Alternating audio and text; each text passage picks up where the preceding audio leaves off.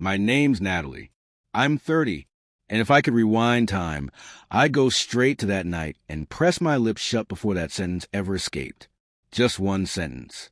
That's all it took. One careless, unfiltered, bitter sentence to dismantle 2.5 years of trust, quiet understanding, late-night talks, and the slow, steady work of love we were both putting in. If you've ever let your past bleed into your present, if you've ever used someone else's shadow to dim the light of the person standing in front of you, then maybe you'll understand what I did and what I lost. It was a Friday. Nothing theatrical about it. No thunder outside, no shattered wine glasses, no screaming. Just the soft clatter of pans in the kitchen and the faint sound of music humming from a speaker. Luke was making pasta. He always did that when he wanted to unwind. Said the rhythm of stirring the sauce calmed his mind. I was perched on the counter, legs crossed, half present, scrolling through my phone. He looked up, eyes a little hopeful, a little proud, and said, "Did you see the email about my promotion?" I hadn't, or maybe I had and forgot.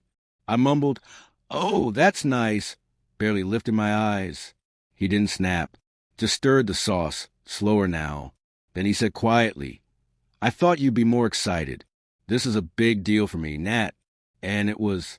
He'd worked overtime for months, navigated office politics, stayed late, sacrificed weekends. All for this. I knew how much it mattered, but I wasn't thinking about that. My mind was still clouded by a conversation with my mother earlier that day.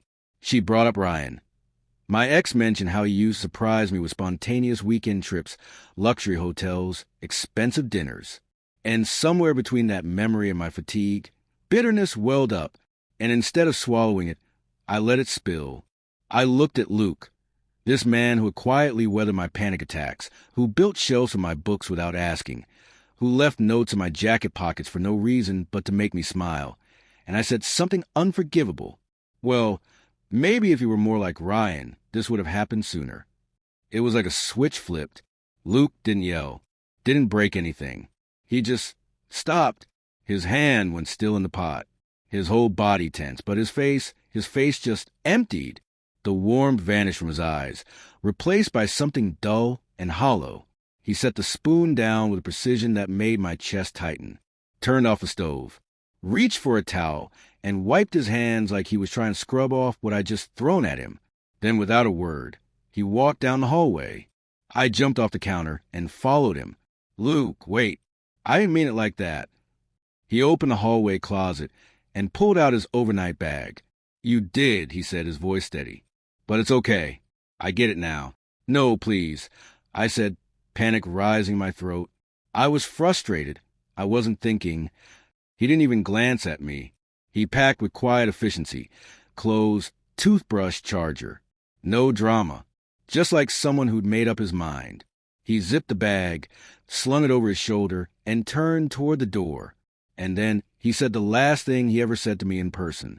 "I'm not trying to compete with your past, Nat. I just wanted to build something real. But I can't keep building a home and a heart that still keeps a room for someone else."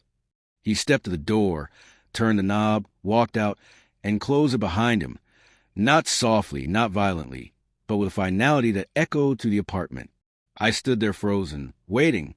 I told myself he'd come back. He just needed a few hours.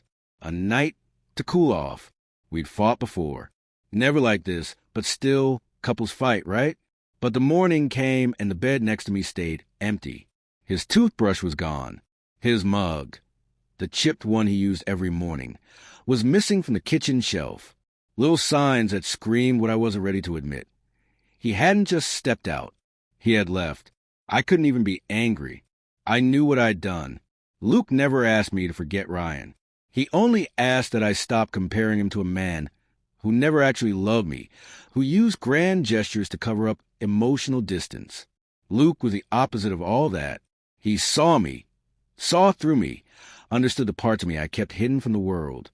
And I punished him for not being someone flashier, richer, colder. Someone who treated affection like a transaction. A week later, I recorded a voice message. 37 takes. Not to make it perfect, just honest. I finally said, "Luke, I'm sorry.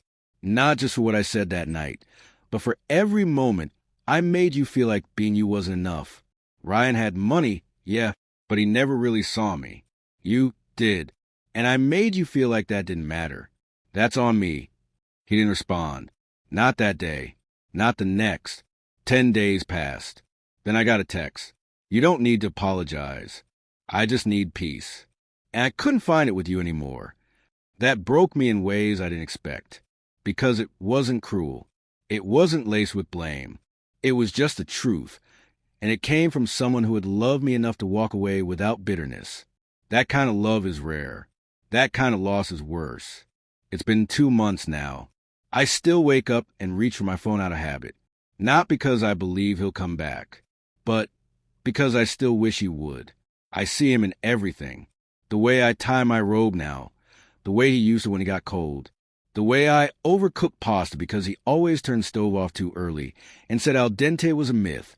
The way I sleep on one side of the bed, leaving space for someone who's no longer mine. I don't miss the idea of Luke.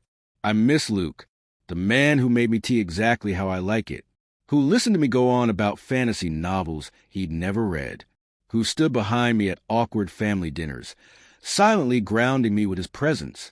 And I let him go, not because I didn't love him, but because I couldn't stop reaching back for someone who never really held me in the first place. If you're watching this, if you are someone who shows up for you, who sees you, who doesn't need a stage to prove their love, don't make them feel like they're auditioning for a role your past already failed at. Because sometimes when the door slams, it's not anger, it's dignity. And when they leave for that reason, they rarely come back.